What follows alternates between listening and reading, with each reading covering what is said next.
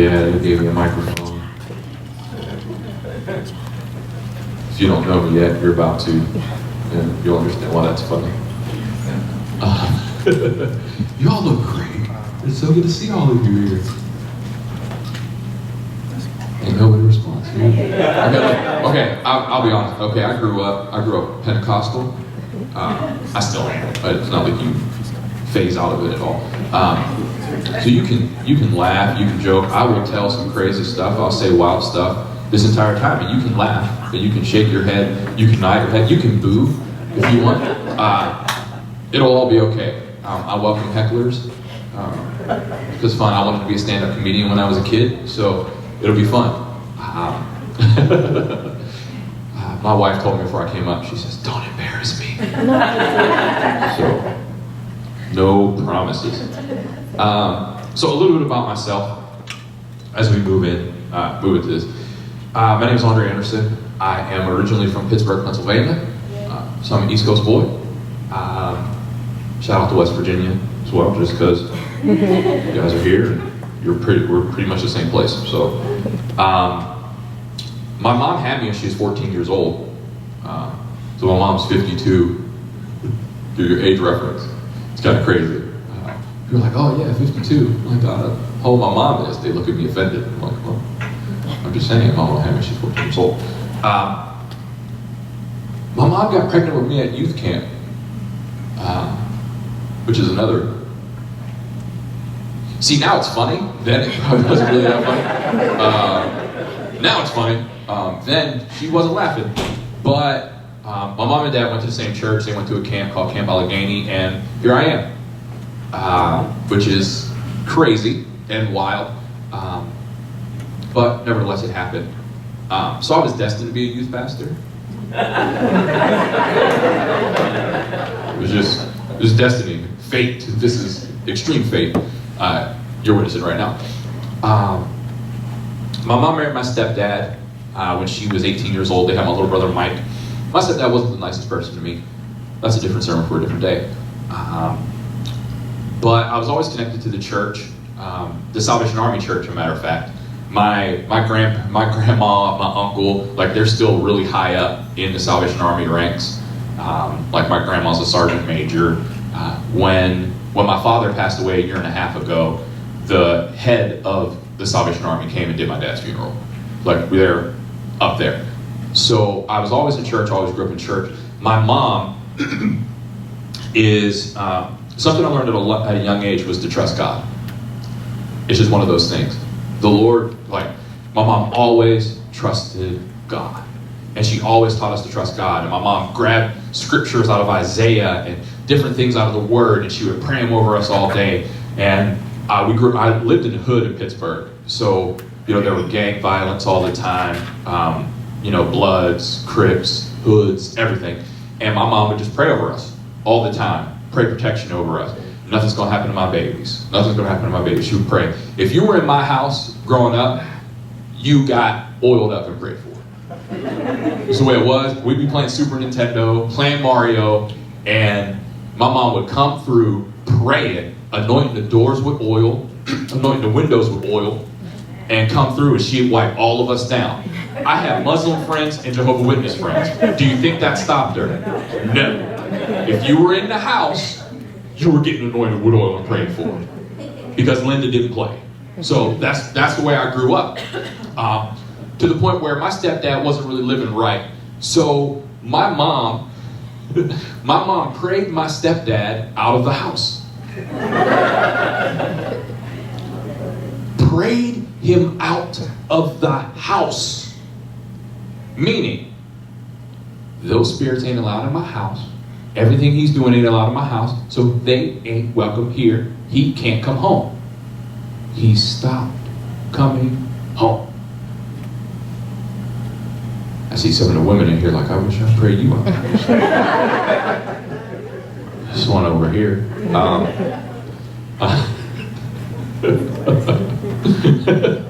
And so that brings me to a situation where I was 19 years old. I knew I was going to be a pastor when I was 7. I just knew it. I was going to be a pastor. And I was going to this church. It was about 20 minutes away from my house. I was with the worship leader. We're on a dark road. a possum ran out in front of us, and he swerved. We were going about 55. Should we have been going 55? No, but I wasn't driving. That was his fault. He swerved. We swerved a couple of different ways, and we wrapped around the tree. So it was like the car was going this way, and then it ended up going this way at 55 miles an hour, hitting a tree on my side, right like this, which is crazy. I have pictures. So that's the eagle talent. I mean, it didn't. Okay, see, leave it right there. That's where I was sitting. So that's the tree hitting right here. So the tree was like, bow! That's where we were. So when I woke up, I could hear the jaws of life, you know, and I'm like, oh man, I was in an accident. And I start moving, and the guy said, oh, you're not allowed to move. And I said, but I'm in pain. That's why you're not supposed to move. And I'm like, well, this is the dumbest thing I ever heard in my life. Why don't you do something about it? We put a neck brace on you. I'm like, why don't you try and get me out of this car instead of just putting a neck brace on me? Again, I wanted to be a stand-up comedian, so it's just how I think. So I'm in the ambulance. I'm getting driven. They're like, oh man, you're really lucky. Are you on drugs? Like, are you drunk? Like, no, I was going to church. Like, man, you're lucky. I'm like, man, I got Jesus, bro. They're like, really? I'm like, yeah, man, this is some Jesus stuff. Like, I'm not allowed to die. They were like, okay. I'm like, you see, I'm not dead. So my mom gets the call at about 1 o'clock in the morning. My mom gets in the car. She drives. The whole way my mom could tell the story. The whole way to the hospital, my mom is completely calm. And this is her in the car. God, you told me that ain't nothing gonna happen to my baby. And I'm reminding you what you said, just so you know, ain't nothing happening to my baby. So when I get there, ain't nothing gonna be wrong with my baby because you said. I'm reminding you, I didn't say it, you said it. I'm reminding you, so you ain't gonna back down on your word, because you said that, you wrote it in the Bible. Look it up, let's go. If y'all don't know, my mom's black. I just wanna, surprise, like it's, you know, because sometimes all this, that's where that's from. That's what all this is. Okay, that'll happen. If a woman starts doing that's a backup. That's at least 2 steps back. That's all I'm saying. So my mom gets to the hospital. She gets to the ER. She walks in. She says, "Is Andre Anderson here?" They were like, "Yes." "Can I see him?" "No." And immediately you kind of feel some type of way about that. My mom just goes, "Okay." She takes a step back, and then she hears in the next room people laughing. She goes, "Andre Anderson in that room, eh?" They were like, "Yes, how'd you know?" "He's in there doing comedy routines." And I'm laughing, because I'm laying there on the thing, I got the neck brace on, I don't like anything touching my neck. I don't like anything, right around here, my wife can't touch my neck. It's not a thing. She's like, "Well, we've been married for almost 10 years, I should be able to touch your neck." No, not happening. Not happening. I love you, ain't happening. But anyway, so I'm sitting there and I'm looking over, I'm like, why are all these people standing here? Why are these people standing here? Ain't they supposed to be doing something? I'm in pain. These people just standing here right here not doing nothing. Y'all need to get to work, or everybody's paycheck is cut off. Like, I'm firing people in the hospital. I have no authority here. So that's just what happens. But at the end of the day, God said that there were things that were going to happen in my life, and we had to trust God. I had a cracked rib in my back. From that. I had a cracked rib. Instead of like, no head. Cracked rib, no head. I'll take cracked rib. So, I was reading in the Word, and this is kind of, the Lord started to take me through this Deuteronomy 31, and it's kind of what I want to take you guys through right now as I lead you down this journey when we're talking about trusting God. In 31 it says, when Moses had finished giving these instructions to all the people of Israel, he said, "I am now 120 years old, and I am no longer able to lead you. The Lord has told me, you will not cross the Jordan River. But the Lord your God himself will cross over ahead of you. He will destroy the nations living there, and you will take possession of their land. Joshua will lead you across the river, just as the Lord promised. The Lord will destroy the nations living in the land, just as he destroyed Sihon and Og, the kings of the Amorites. The Lord will hand over to you the people who live there, and you must deal with them as I have commanded. So be strong and courageous. Do not be afraid and do not panic before them, for the Lord your God will personally go ahead of you. He will neither fail you nor abandon you. Then Moses called Joshua, and as all Israel watched, he said to them, be strong and courageous, for you will lead these people into the land that the Lord has sworn to their ancestors he would give you. You are the one who will divide it among them as grants of land. Do not be afraid or discouraged, for the Lord will personally go ahead of you. He will be with you. He will neither fail nor abandon you. Be strong and courageous. Do not be afraid. Do not panic. He will not fail or abandon you. And then he talked about King Sihon and Og. Who are they? I'm about to tell you who they were. You jump over into Numbers.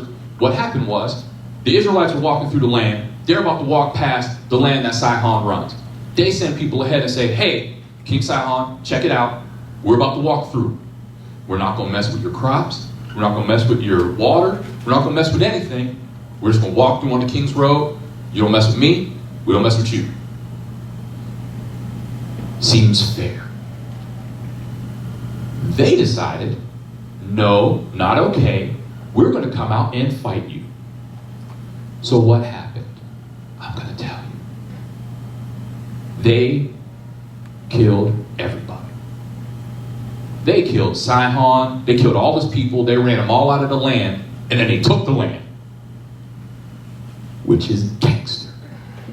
Like, can you imagine? I like to think of this in like, just real talk. I'm just walking through. Have you ever just been walking and got bad news? Have you ever just been walking, minding your own business, and then something came on you? And you're like, oh, really? They're just walking. Like, I'm going to be cool. I'm not going to mess with y'all. Then all of a sudden, the Lord gave them all their land. Killed everybody and took over all their land. And back then, land was everything. It was where you fed your crops, or fed your cattle, did your crops, did all your stuff. And then you passed down your land from generation to generation. So that's just money for years and years and years to come. See, sometimes the stuff that we go through and all the hardships that we may go through, it's passed down. The things that we conquer here are the things that pass down to our children, and the things that pass down to our grandchildren and their children and their children. So sometimes we go through hard times. Like, look, when he says, do not be afraid, do not panic, there was obviously a reason to panic and be afraid. He didn't just say it because, I just want to say this because it's just a cool thing to say. There was a reason to be afraid. There was a reason to panic. But he said, I'm personally going before you. The God of the universe. We already seen him part the Red Sea at this point. He said, I'm coming out here. I got you. I'm going before you. I got this. Run it. There was reason to panic, but he said, don't do it. I got it. It's going to be okay. I'm going to give you land. I'm going to give you inheritance. Whatever happens, whatever wounds you get, whatever losses you incur, don't worry about it, because I have that. I'm going to take it over. I'm going to take over that land. I'm going to take over everything that's happened, and I got it. I'm going to restore it. God doesn't cause pain. God doesn't cause pain. We have a devil. He does things. Sometimes we make poor choices. It gets us in those situations. Sometimes just stuff happens. God still restores. He gives our pain purpose. And he gives it a greater purpose. And then future generations, the people who watch, the people who listen, the people that hear our stories are going to be encouraged by it. And go, I can do that too. I'll make it through. I can do that. They don't give up because of some of the stuff that we go through. So I was listening to a story, and then I was like, you know what? We need to get this on video. So I just want you to hear this real quick story about just walking along, doing your thing, and then all of a sudden getting bad news. Go ahead. Hello, my name is Sean Copeland, and I have been married to Angela Copeland for 19 years. In December of last year, we found out that she had cancer. We have 3 small children. I am basically incapable of taking care of myself or them. She is my best friend in the world. And I thought, what are we going to do? What do you do when you find out your wife has cancer? My name's Angela Copeland, and I was diagnosed with breast cancer last December. I think it was kind of a shock. I was sitting at my desk at work, and at 9:12 on December 16th, my doctor called to tell me the biopsy had come back and it was cancer. And I think at that time, my husband sat down. We both sat down and cried a bit, and I remember taking his hand, and he said, God's got this. And I think from then on out, we decided we were in a fight with everything we had, and we knew God was on our side. What's been great about the journey has been that God just puts special people in your lives to encourage you along the way. Even on the toughest of days, it would be amazing. I'd get a phone call from someone I hadn't heard from in ages, just tell me, hey, you're doing great, and I'm so proud of you and the fight you're putting up. And the encouraging notes and the rally, our church family has been fantastic. And I think it's one of those things where you wake up each day and you have a choice to make. You can choose to feel sorry for yourself and be the victim in a situation, or you can choose joy. And I just choose joy. There's plenty of days I've had chemo, and every time after chemo on Friday, all day Friday, I come to church on Sunday, and that's usually when I'm not feeling great, but I always feel better when I come to church and walk out the door because I get the extra hugs, the encouraging words, and just makes you feel better. Looking at those things that you're grateful for makes you focus more on the positive, and so that's how I've been approaching each day. There's days when I feel down and tired, but I try to just take a time out and catch myself and say, it could always be worse. And I think that God told us throughout the Bible that there's going to be plenty of tribulations. And throughout life, we all have to expect that. And we've all been through them. What I'm going through is nothing new. There's plenty of women out there that have done and conquered the same thing and gone through this journey. But it's how we approach it and the faith that we have in God, that He's got our backs throughout the journey, that He always has us in His hands. So He made that promise to us. He conquered the world. So when you look at it that way, this is a little blip on the radar screen. We just take one day at a time, being grateful and knowing He has our back. If you don't hear anything else than what I've said today, please know that God is with you. There are so many trials and tribulations out there that you just cannot forget to have faith and be grateful. Know that God knows exactly what you're going through. He hears us. He hears our prayers for Him to take care of us, to heal us, to make us well again, and He's looking out for us. So please know, no matter what you're doing, be encouraged that He hears our prayers and He's got our backs. She has tackled this cancer experience with tremendous grace and poise. She has gone to work most every day. She has encouraged others around her. She has given speeches that have changed lives. And we knew from the very first time that this diagnosis came through that God was going to use this for His good.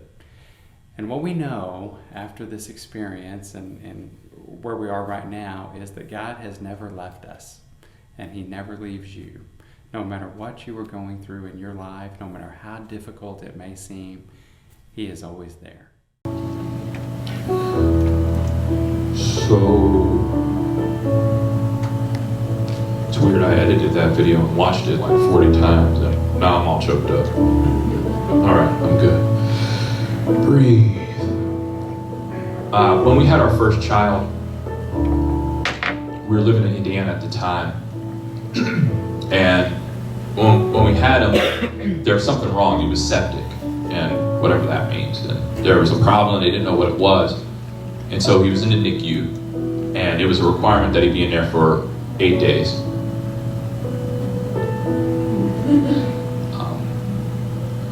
And it was weird because you're like, oh man, what do you do? It's your first child, and you're freaking out, and they gave him 2 spinal taps, and they couldn't figure out what was wrong. It was just really messy. Like, you're really freaking out because you don't know what to do. It's your first kid, and you're 2 things happened that were pretty intense. One is, my father-in-law is a really well-known eye surgeon in the Chicago area. He's on the board of ophthalmology at a hospital. Has a lot of pull. Travels the country, speaks. He calls me one day and says, while Isaiah's in the hospital, he goes, they can't figure out what's wrong with my grandson. I need to talk to the doctor.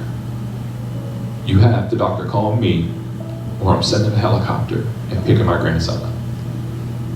And I was like, it's the most thug thing I've ever heard in my life. Like, or I'm sending a helicopter. Like, you could just do that? He's got a helicopter on standby. Like, I'm just going to send a helicopter over. I'm like, why don't you send a helicopter to pick me up? Like, come on. I'm trying to get some chicken. I'm hungry. I ain't ate. But anyway. So I go in, I talk to the nurses, and they sit there and they kind of blow me off. I'm like, well, you know, my father-in-law, I'm trying to be nice. My father-in-law wants to talk to the doctor, you know, and he wants to know, like, yeah, he's just a physician, and he just wants to just know everything. I'm sitting here like, why are you throwing so much shade at me right now? Like, this is crazy. They're like, well, what's his name? And I go, oh, his name is Kirk Paco. And everything changed. They look at me, your father is Kirk Paco.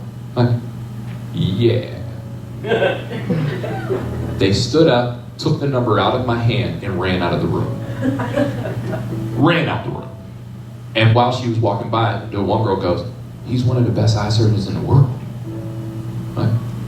I guess so. I got 20/20 vision. I don't know. I ain't do my eyes. He called me back 15 minutes later and goes, yeah, everything's cool. I'm like, just like that? All right, cool. The next thing, when I went into the NICU at one point, they had just given him a spinal tap, and he was laying down on a little warmer little thing, and he was crying so hard. And I walk up and I look down and I just go, I'm right here.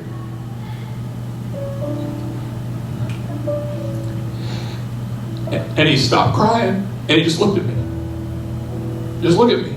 And I'm like, oh snap. Can he see me right now? This is crazy. What do I look like to him? And he just sitting there looking at me, not crying anymore. I'm like, man, they just stuck a needle in your back, son. Not crying. And I couldn't even do anything. I was just there. And when you go through this type of stuff, as your first kid, whenever your wife is, y'all know what birth is like. Some of y'all. And so I'm trying to be a strong man. And I'm trying to be supportive so I don't cry. I'm real strong. I'm good. We get home. We have to leave him in the hospital for another 4 or 5 days. My wife sent me downstairs to get her some water. So I get downstairs, and my first time ever being alone. And I start bawling, just crying, tears streaming down my face. And I was freaking out. And I'm like, I don't know what to do, God.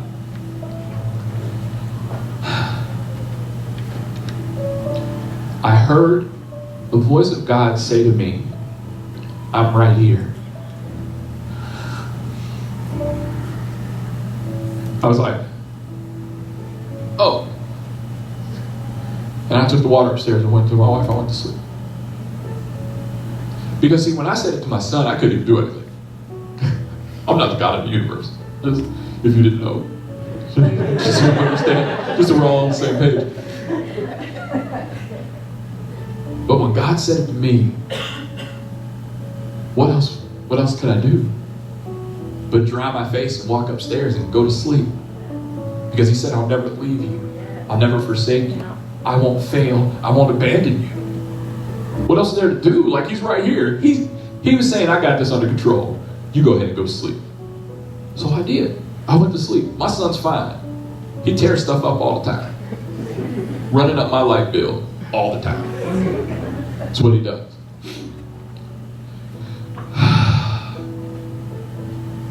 You have to put your trust in God. You have to know who your daddy is. When they found out who my dad was, they ran out the room. Ran out the room. And our God, has way more authority than my stepfather-in-law. whatever he is. I don't know. Look, God has way more authority than him, no matter who he is. And you have to know that God is right there, no matter what you're going through. Your family situations, your kids not acting right, your kids walking away from the Lord, your family acting a fool, no matter what, he's right here. Your work issues, problems over here, problems over there, grief, pain. Hear God saying, I'm right here. Hear God say, I'll never leave you. I'll never forsake you. I won't fail you. Be strong, be courageous. I got this. I'm right here. Hear God say that to you right now. No matter what. I sat here and when I was preparing this sermon and I'm thinking through everything, I'm thinking through that, all this stuff happens this week, and I'm thinking about legacy and inheritance, and and we went and we celebrated Dirk.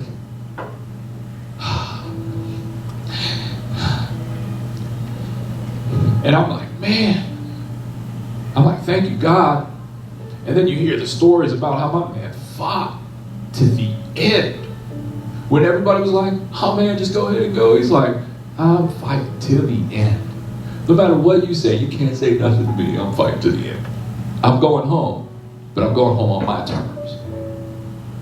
Think about the inheritance that passes down to his boys, to his girl, to his wife, as he fights to the end. Man. And what God's going to do in that family's life as they continue to go, because they know, I'm not going to give up. I never have to give up. I'm always going to be faithful, because that's what he passed down. How beautiful is that? No matter what we go through, the wounds that we take, the losses that we suffer, the inheritance is coming. It's going to flow down. As Angela and Sean go through what they're going through, it's flowing down. Their kids are watching her smile every day, fight every day. The stuff we go through every day, no matter what it is, don't you dare give up. Don't you dare give up. No matter what it is, I don't care what it is, don't you dare give up.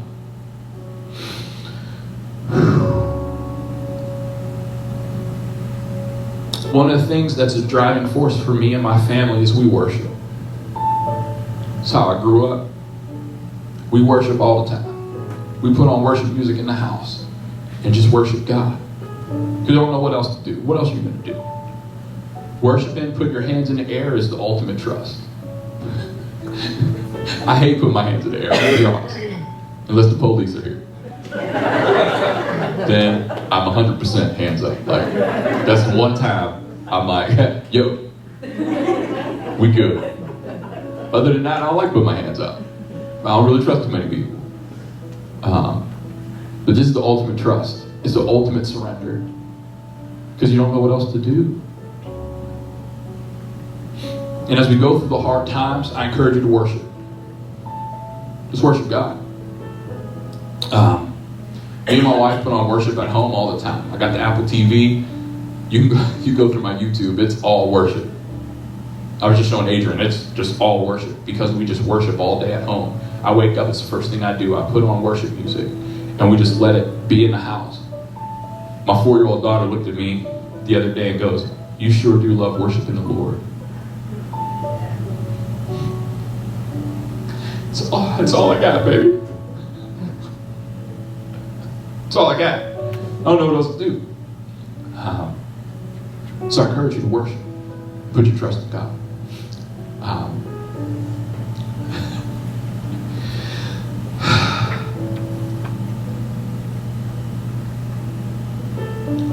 Instead of trying to fight on your own, let's worship and trust God.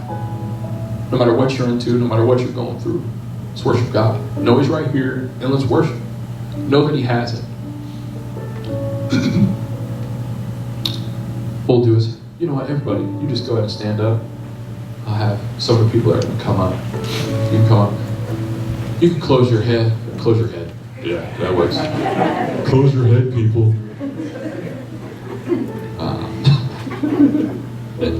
Close your eyes. Bow your head.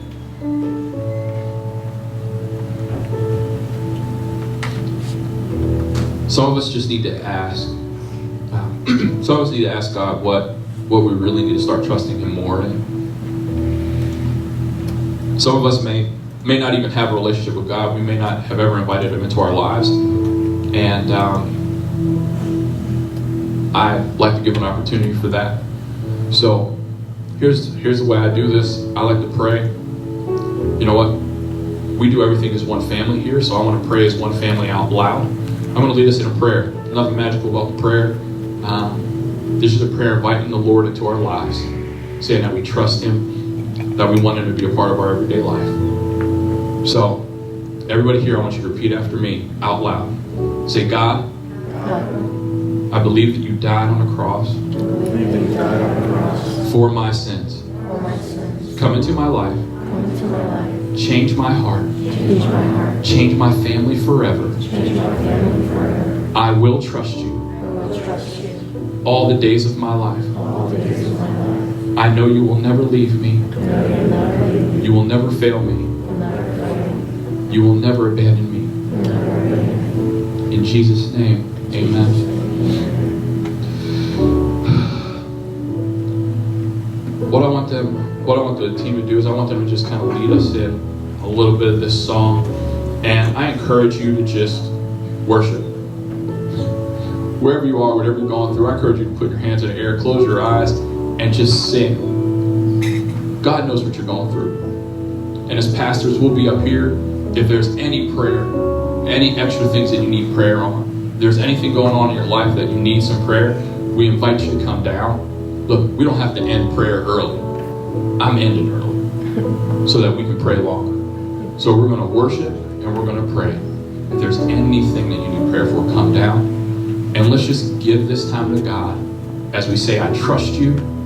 I believe You. I know You'll never leave. I know You'll never forsake. And let's just put our hands up and worship God for everything that He is. You are